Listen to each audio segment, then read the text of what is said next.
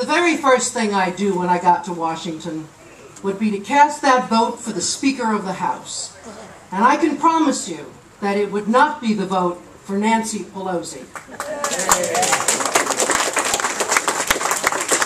The second vote would be for a freeze on discretionary spending.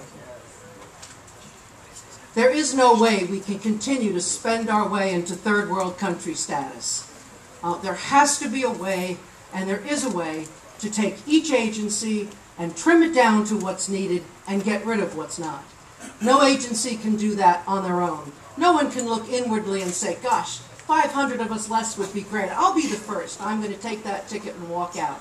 We'd have to appoint an independent panel that would go agency by agency, making recommendations as to what needs to stay to properly regulate and what needs to go. And when the vote comes back to Congress from that panel, it's not a, oh, just give me a minute. If I get a few dollars here and a few dollars there for this state or that state, I can agree to that. It's a yay or nay vote, and there are no special interests added at any time on any of those agencies when that panel comes in with its recommendations.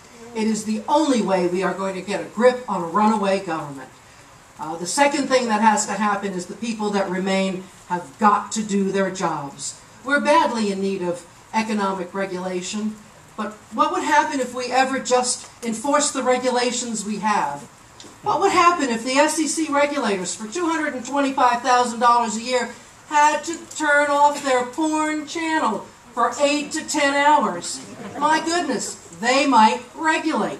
What would happen if Bernie Madoff's son-in-law wasn't sitting at the SEC when those questions came in regarding his Ponzi scheme? Ladies and gentlemen, we are a resilient country. We are in fear of our status right now.